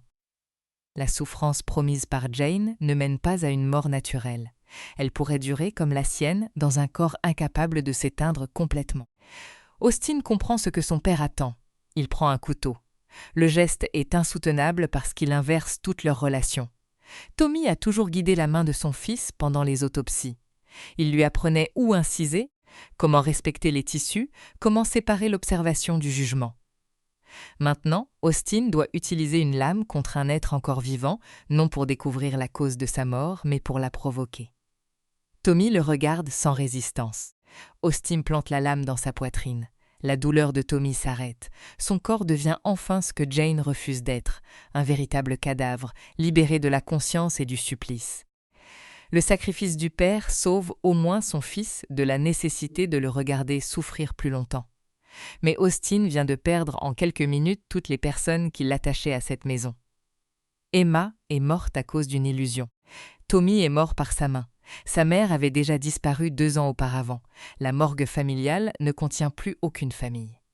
Sur la table, Jane est redevenue intacte. Son corps ne présente plus les blessures de l'autopsie. Son visage a retrouvé son calme originel. Rien ne prouve qu'un marché vient d'avoir lieu, sinon le cadavre détruit de Tommy à quelques mètres d'elle. Toute la douleur s'est déplacée, tandis que la preuve du crime ancien s'est effacée. Soudain, une voix retentit dans la maison. Le shérif Burke appelle Austin. La voix semble provenir de l'étage. Elle annonce la présence des secours et demande où se trouvent Tommy et son fils. Après une nuit coupée du monde, ce son représente exactement ce que Austin attendait. Quelqu'un est enfin venu les chercher. L'électricité paraît fonctionner de nouveau. Les passages sont accessibles. Les silhouettes mortes ont disparu. Même la tempête semble avoir perdu de sa violence. Tout indique que l'épreuve est terminée. Austin quitte la salle d'autopsie. Il répond au shérif et se dirige vers l'escalier. La voix continue de le guider. Elle lui promet presque une réalité normale au-dessus du sous-sol. La police, des lumières, des témoins, une ambulance, des personnes capables de confirmer que cette nuit a réellement eu lieu. Mais un détail ne correspond pas. La voix répète les mêmes phrases avec une régularité étrange. Elle ne répond pas vraiment aux paroles d'Austin. Elle ressemble moins à un homme situé à l'étage qu'à un enregistrement construit à partir de ce qu'Austin espère entendre. Le jeune homme s'arrête, il appelle encore. Le silence répond. Austin comprend que le shérif n'est pas là. Jane a reproduit sa voix de la même manière qu'elle a utilisé la radio, les cadavres et l'apparence d'Emma. Elle ne crée pas seulement des images terrifiantes, elle fabrique des sorties. Elle laisse ses victimes croire qu'elles ont survécu, puis transforme leur soulagement en piège. Un tintement résonne derrière Austin. La clochette. Il se retourne. Tommy se tient dans le passage. Son visage est mort, ses mouvements raides, mais son corps avance comme ceux qui avaient quitté les tiroirs. Jane utilise maintenant la dépouille du père contre le fils. Le sacrifice n'a donc pas protégé Austin. Il a seulement fourni à l'entité une nouvelle forme à porter. Austin recule sous le choc. Il heurte la rambarde de l'escalier, perd l'équilibre et bascule dans le vide. Son corps tombe jusqu'au sous-sol et frappe le sol avec une violence définitive. Jane n'a pas eu besoin de le pousser. Comme pour Emma, elle a créé une perception capable de conduire sa victime à se tuer elle-même. Elle transforme les émotions humaines en armes. La peur a fait frapper Tommy, l'espoir a attiré Austin dans l'escalier, et le deuil a donné au dernier fantôme le visage parfait. Au matin, le shérif Burke arrive réellement. La tempête est passée. La maison est silencieuse. Les agents découvrent Tommy, Austin et Emma morts dans une morgue ravagée. Le matériel a brûlé, des portes ont été détruites et les corps semblent avoir été victimes d'une suite d'accidents ou d'actes de violence impossibles à ordonner. Comme dans la maison où Jane avait été trouvée, aucune reconstruction simple ne fonctionne. Les victimes paraissent avoir cherché à fuir une menace intérieure.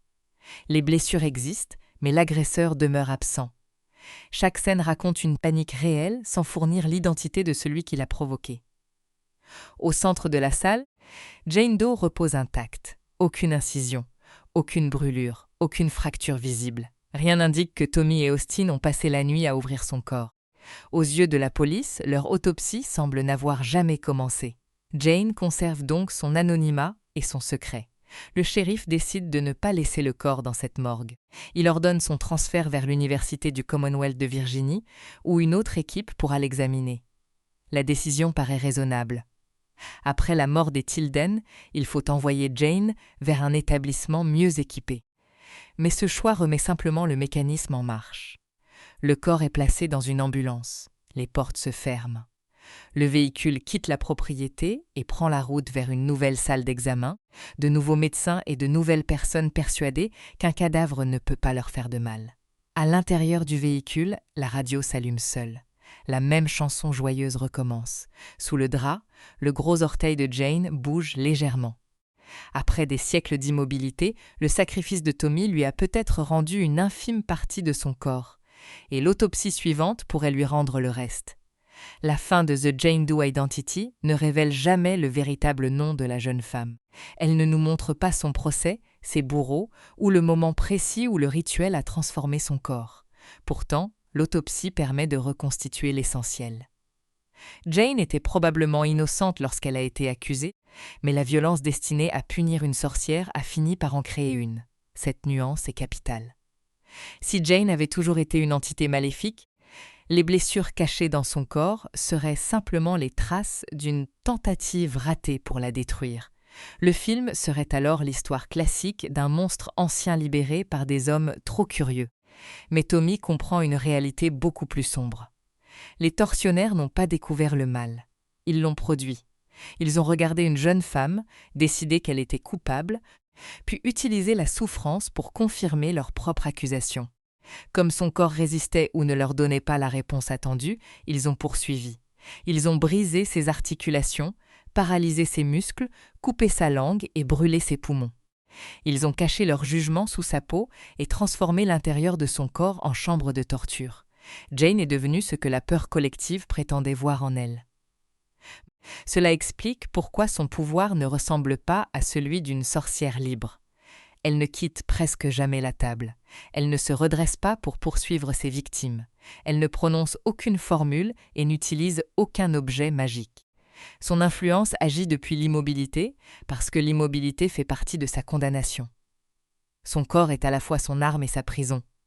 L'activité cérébrale découverte par Tommy confirme qu'une part de Jane demeure consciente. Le film ne précise pas exactement ce qu'elle ressent, mais tous les indices suggèrent que sa douleur continue.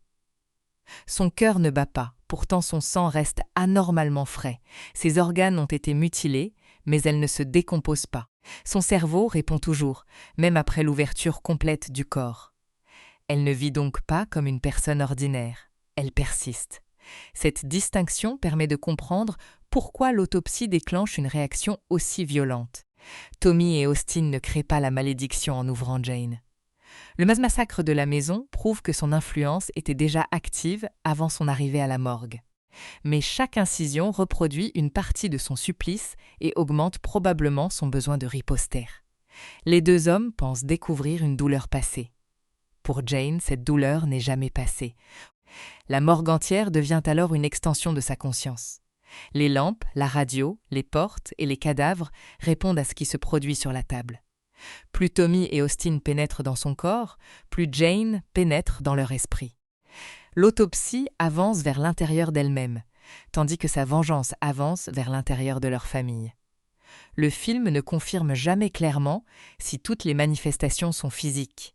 Certains événements laissent des conséquences matérielles. Stanley est réellement blessé, les portes sont endommagées, le feu ravage la salle et les 3 humains meurent. Mais les cadavres qui marchent peuvent également appartenir à une hallucination. Lorsque la police arrive le lendemain, rien ne prouve qu'ils aient véritablement quitté leur tiroir. Jane n'a pas besoin de ressusciter les morts au sens littéral pour tuer.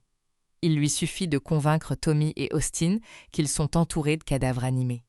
Tommy frappe Emma parce qu'il croit voir une créature. Austin tombe parce qu'il croit voir le corps de son père avancer vers lui. Dans les deux cas, l'image surnaturelle n'a pas besoin de porter le coup final. La victime vivante accomplit elle-même le geste fatal. C'est probablement la capacité la plus dangereuse de Jane. Elle ne contrôle pas seulement ce que les gens voient, mais la signification qu'ils donnent à ce qu'ils voient. Tommy aperçoit une silhouette. Sa peur lui dit qu'il s'agit d'un mort. Austin entend la voix du shérif. Son espoir lui dit que les secours sont arrivés. La force de Jane consiste à prendre une émotion déjà présente et à lui donner une forme crédible. Elle utilise la peur contre Tommy, l'espoir contre Austin et l'amour contre les deux. Même la chanson de la radio suit cette logique. Son refrain lumineux évoque l'ouverture du cœur et l'entrée du soleil. Or Tommy appelait sa femme son rayon de soleil. La mélodie peut donc toucher sa culpabilité personnelle tout en commentant cruellement l'autopsie, puisque Jane est littéralement ouverte sous les lampes. Ce qui ressemblait d'abord à une perturbation aléatoire devient une attaque intime. La clochette remplit une fonction semblable. Au début, elle représente la peur ancienne d'être enterré vivant. Elle paraît presque folklorique, un objet transmis par des générations de professionnels de la mort. Lorsque son tintement commence à parcourir les couloirs, cette peur devient réelle. Jane est précisément une personne que le monde a déclarée morte sans réussir à éteindre sa conscience. Chaque son de cloche semble donc annoncer sa condition. Elle est enfermée dans un corps considéré comme un cadavre, mais quelque chose en elle réclame encore d'être entendu. La tragédie vient du fait que Tommy et Austin finissent par l'entendre trop tard. Ils comprennent ce qui lui est arrivé, mais cette compréhension ne suffit pas à obtenir sa compassion. Jane ne récompense pas ceux qui résolvent son histoire. Elle les force seulement à voir l'étendue de son supplice avant de les intégrer à son cycle. Le sacrifice de Tommy le démontre. Lorsqu'il offre son corps, Jane transfère effectivement ses blessures. Ses articulations guérissent tandis que celles de Tommy se brisent. Sa peau se referme, ses yeux redeviennent clairs, sa langue se reconstitue.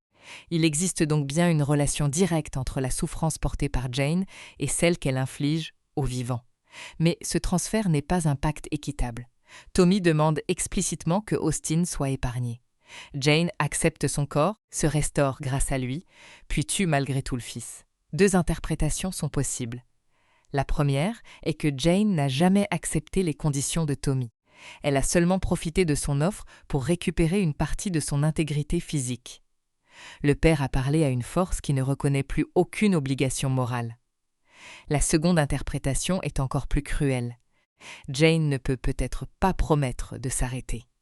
Après plusieurs siècles de souffrance, la vengeance n'est plus une décision qu'elle prend à chaque rencontre. Elle est devenue sa manière d'exister. Faire souffrir les personnes qui l'approchent constitue le prolongement automatique du rituel. Même si une part humaine entend Tommy, la puissance née de sa torture pourrait être incapable d'accorder le pardon demandé. Cela ne rend pas le sacrifice inutile pour autant. Tommy échoue à sauver Austin, mais son geste révèle enfin l'amour qu'il cachait derrière son autorité. Durant toute la nuit, il essaie de garder le contrôle par la méthode. Il veut trouver la cause, terminer l'examen et protéger son fils grâce à son expérience. Lorsqu'il comprend que son savoir ne suffit plus, il renonce à son propre corps. Il ne peut pas réparer le passé, mais il refuse de laisser Austin souffrir à sa place. La réponse de Jane transforme ce geste d'amour en nouvelle tragédie. Tommy croit pouvoir payer la dette, alors que cette dette n'a pas de valeur fixe.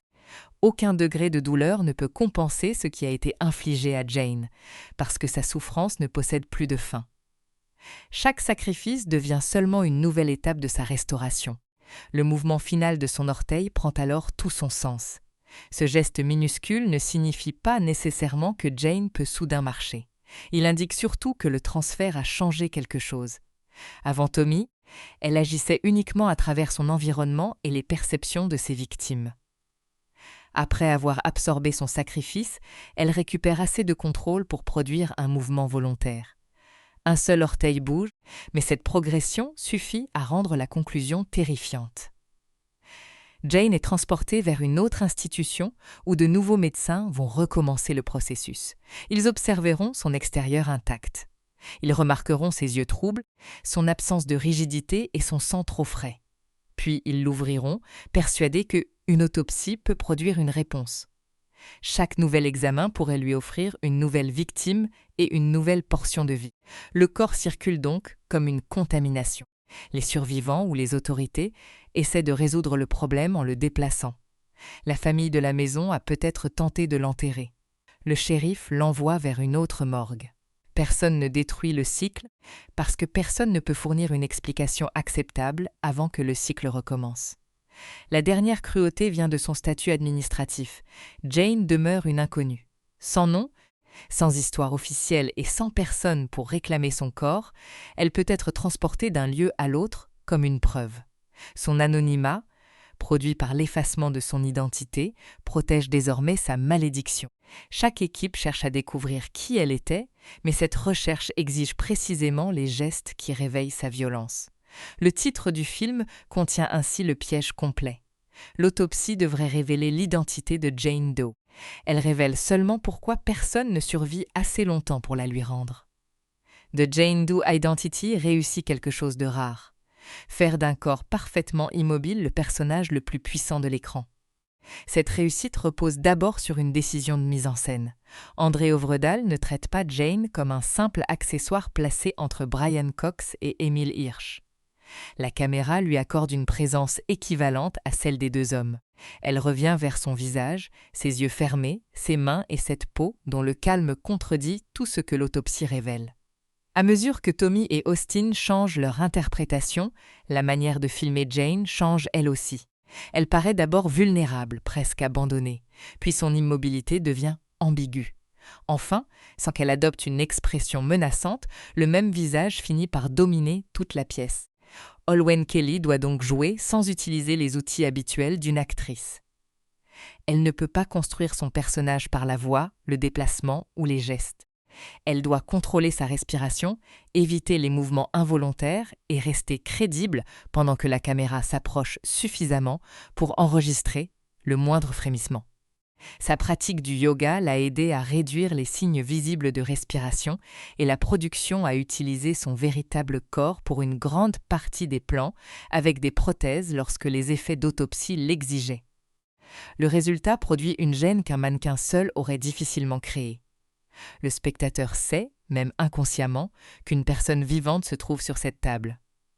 La chaleur de la peau, la souplesse du visage et les infimes irrégularités du corps humain demeurent présentes.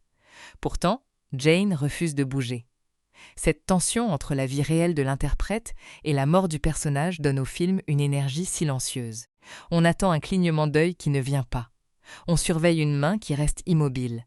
Plus rien ne se produit, plus l'attente devient insupportable.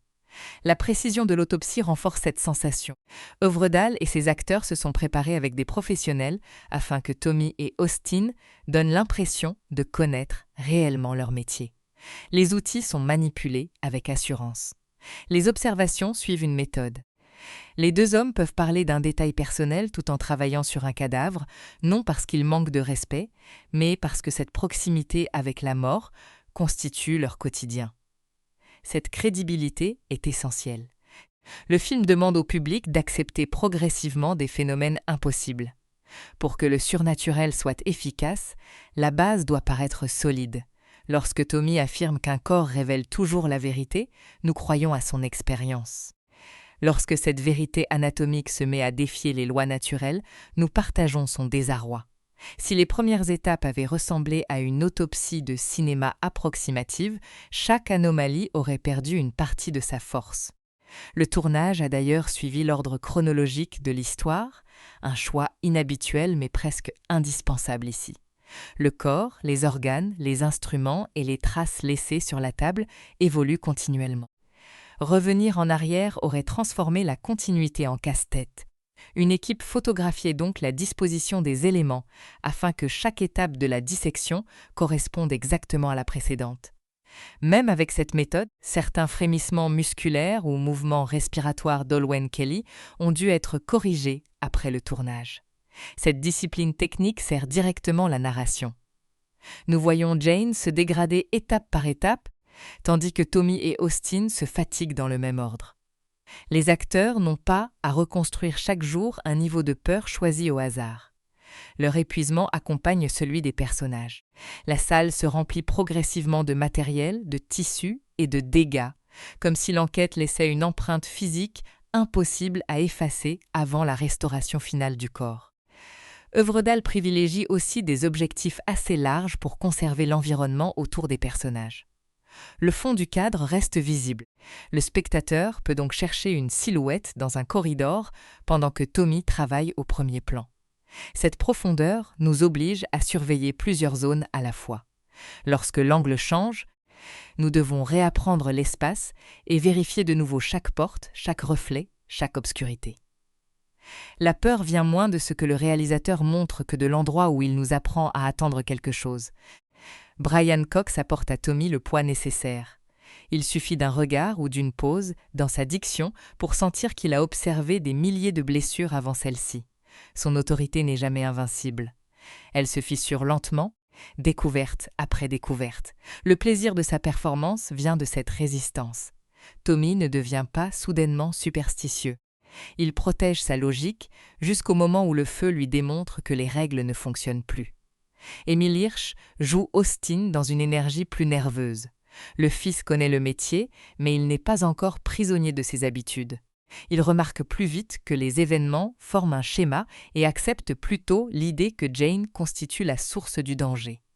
Cette différence pourrait créer un conflit artificiel entre le vieux rationaliste et le jeune homme intuitif. Le scénario choisit heureusement quelque chose de plus humain. Austin ne cherche pas à prouver que son père est dépassé. Il veut le sortir vivant de la morgue. Leur relation empêche le huis clos de devenir une simple succession de trouvailles macabres. La mort de la mère, le désir de départ d'Austin et la solitude de Tommy donnent un prix à chaque décision. Sans ce lien, le sacrifice final du père ne serait qu'un mécanisme dramatique. Avec lui, il représente l'aboutissement d'une culpabilité ancienne. Tommy n'a pas sauvé sa femme, il a retenu son fils près de lui, puis il tente enfin de payer personnellement pour que quelqu'un qu'il aime puisse partir. La construction visuelle de la morgue participe également à la peur. L'endroit est assez petit pour que nous en comprenions progressivement le plan, mais assez fragmenté pour conserver des angles morts. La salle d'autopsie offre une lumière froide et une organisation rassurante. Les couloirs, les tiroirs et l'ascenseur appartiennent à un autre régime. Dès que l'éclairage principal disparaît, un lieu de travail familier devient un labyrinthe souterrain. Œuvre Dahl vient de Trollhunter, un film dont l'énergie reposait sur le mouvement, l'extérieur et l'apparence documentaire. Ici, il adopte presque l'approche opposée. La caméra est plus contrôlée, l'espace plus resserré, et le suspense dépend moins de ce qui traverse le cadre que de ce qui pourrait y entrer. La tempête coupe la maison du monde, mais la véritable isolation vient de la table. Tous les chemins ramènent à Jane. Le son accomplit une grande partie du travail. Le cliquetis d'un instrument, la porte d'un tiroir et la clochette deviennent plus inquiétants que de nombreuses apparitions. La chanson de la radio introduit une légèreté agressive. Son caractère innocent contamine les scènes, comme si la morgue possédait soudain une mémoire enfantine déformée. Le spectateur apprend à craindre un simple tintement avant même de voir une menace. Cette retenue explique pourquoi la première moitié est souvent considérée comme la partie la plus forte. Tant que l'horreur reste enfermée dans les contradictions du corps, le film possède une identité presque parfaite. Chaque organe apporte une information et détruit une certitude. La peur avance au rythme d'une enquête sans avoir besoin de montrer un monstre. Lorsque les cadavres commencent à circuler dans les couloirs, l'œuvre adopte des mécanismes plus connus. Portes bloquées, silhouettes, poursuites, panne de courant et fausses sorties. Cette évolution augmente l'intensité, mais elle réduit parfois l'originalité. Un mort qui frappe derrière une porte est moins troublant que des poumons brûlés sous une peau intacte. La seconde moitié explique davantage, alors que le commencement tirait sa puissance de ce qui semblait médicalement inconcevable. Cette limite n'annule pas l'efficacité du dernier acte. Les apparitions sont liées aux erreurs des personnages et ne servent pas seulement à produire des sursauts. Tommy tue Emma parce que sa peur a remplacé l'observation. Austin tombe parce que Jane transforme son espoir de secours en illusion. Le surnaturel ne détruit pas directement la famille Tilden. Il utilise ses émotions déjà présentes pour la pousser à se détruire. La réception critique a globalement reconnu cette maîtrise. Le film a obtenu un métascore de 65 sur 100, avec une majorité nette d'avis favorables. Les critiques positives ont particulièrement souligné la montée de l'angoisse, l'économie d'effets et la capacité d'Olwen Kelly à créer une menace sans mouvement. Les réserves se sont surtout concentrées sur la seconde partie, jugée par certains plus conventionnelle que l'enquête initiale. Ces deux réactions peuvent être vraies en même temps. The Jane Doe Identity est plus singulier lorsqu'il reste penché sur la table, mais il conserve assez de précision émotionnelle pour que sa conclusion dépasse le simple exercice de style. Il commence par demander comment cette femme est morte. Il finit par demander ce que des siècles de douleur peuvent faire à une victime lorsque personne ne lui rend son nom, sa voix ou sa mort. Jane ne reçoit jamais de justice. Tommy et Austin découvrent son innocence probable, mais ils ne peuvent pas la libérer. La police arrive trop tard, interprète les conséquences sans comprendre la cause, puis transmet le corps à une nouvelle institution. Le système qui a autrefois condamné Jane continue donc à la traiter comme un objet à classer, à déplacer et à ouvrir. C'est peut-être la pensée la plus inquiétante laissée par le film. Le mal ne survit pas seulement parce qu'il est puissant. Il survit parce que chaque personne raisonnable prend une décision raisonnable avec des informations incomplètes. Le shérif demande une autopsie. Tommy cherche une cause de décès. Austin aide son père. L'ambulancier transporte une inconnue vers des spécialistes. Aucun de ces gestes n'est absurde. Ensemble, ils perpétuent pourtant le supplice. Le dernier mouvement de l'orteil n'annonce donc pas uniquement un prochain massacre. Il mesure une progression. Jane a reçu quelque chose de Tommy. Une partie de son corps répond de nouveau à sa volonté. Si d'autres médecins recommencent l'autopsie, elle pourrait continuer à se réparer, victime après victime, jusqu'à ne plus avoir besoin de rester couchée. Le film s'arrête avant cette possibilité. Il n'a pas besoin de montrer Jane debout. Toute son identité repose sur la puissance de son immobilité. La faire marcher offrirait une image spectaculaire, mais détruirait une partie du mystère. Le léger mouvement sous le drap suffit, parce qu'il transforme tout ce que nous venons de voir en commencement. La morgue des Tilden n'était pas la dernière chambre du cauchemar, seulement la première dont nous avons ouvert la porte. Après la dernière image, une question continue de hanter le film. Que faudrait-il réellement faire du corps de Jane Doe? L'enterrer n'a pas suffi. Le brûler n'a pas fonctionné. L'ouvrir ne fait qu'aggraver sa souffrance et déclencher sa vengeance. Le transmettre à une autre institution déplace simplement le danger. Même connaître son origine ne fournit aucun rituel capable de la libérer. Tommy et Austin obtiennent presque toutes les réponses, mais aucune solution. Cette absence de solution distingue Jane de nombreux monstres de cinéma. Elle ne possède pas un point faible clairement annoncé, un objet à détruire ou une formule à prononcer. Son pouvoir vient précisément d'un crime ancien que personne ne peut annuler. Les responsables sont morts depuis des siècles. Les documents ont disparu. Son véritable nom a été effacé. La communauté qui l'a condamné n'existe plus sous la même forme. Il ne reste qu'un corps sans identité officielle et une douleur qui refuse de devenir du passé. Le nom Jane Doe prend alors une importance beaucoup plus grande qu'une simple convention policière.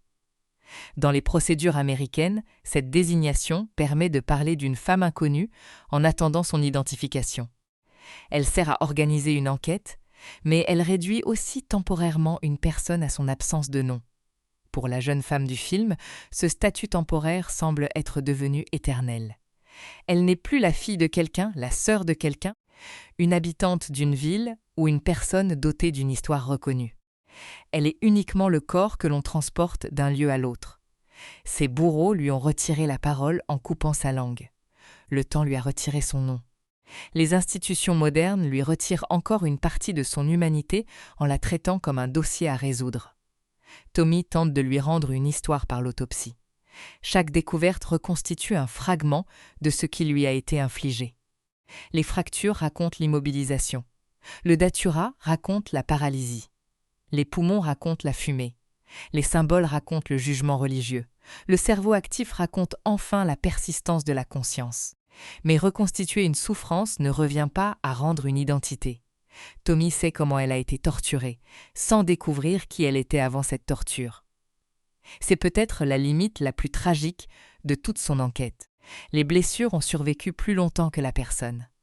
Le crime est encore lisible, tandis que la vie de la victime a complètement disparu. Cette idée donne une nouvelle valeur aux scènes où la caméra observe longuement le visage de Jane.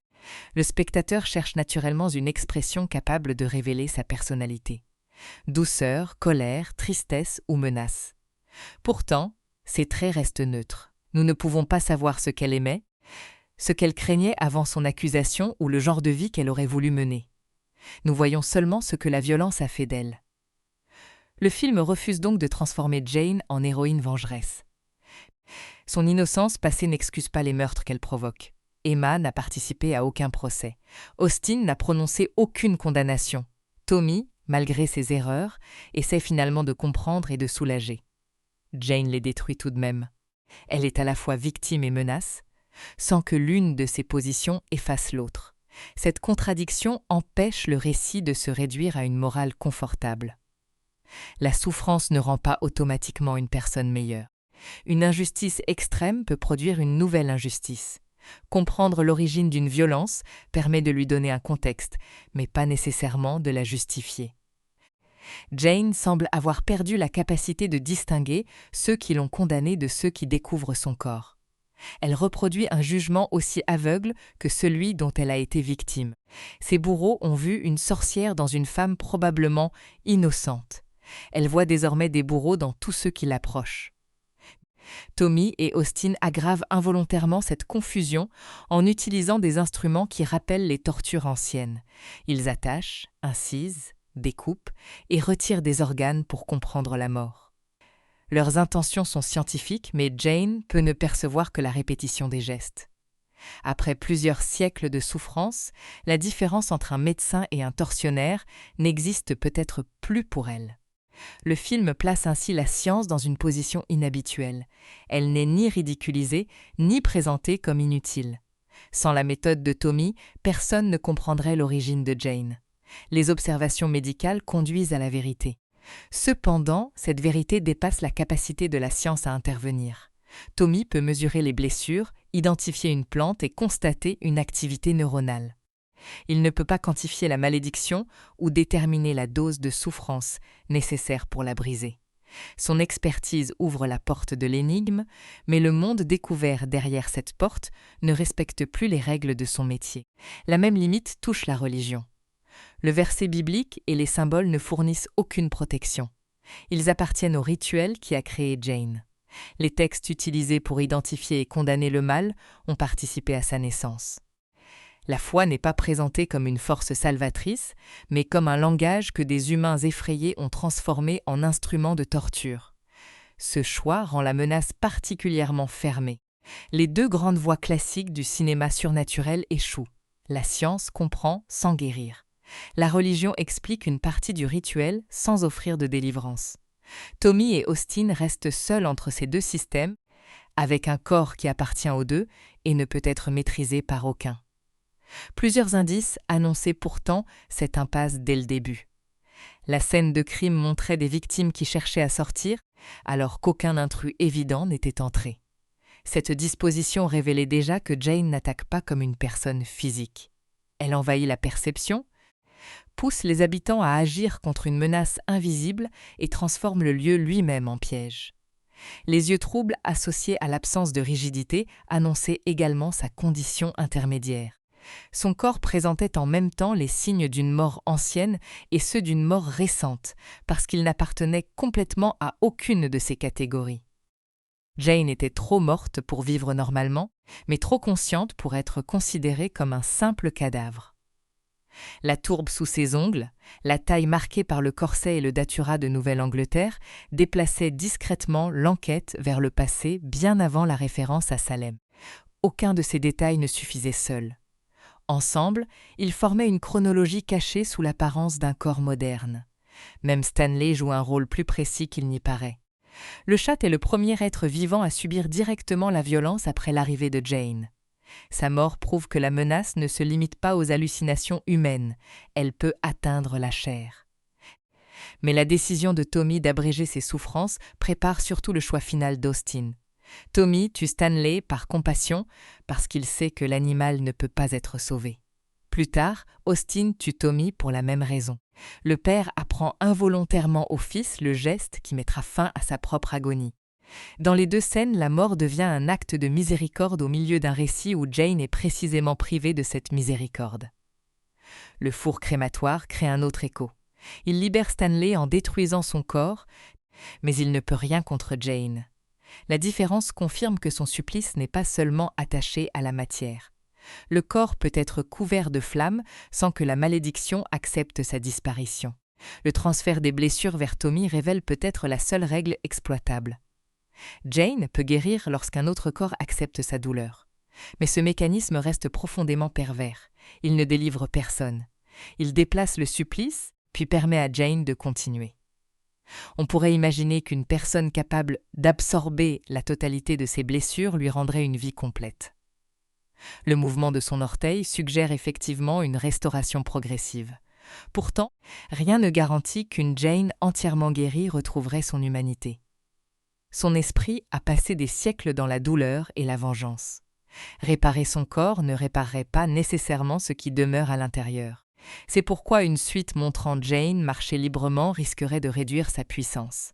Tant qu'elle reste immobile, elle demeure un paradoxe impossible à classer.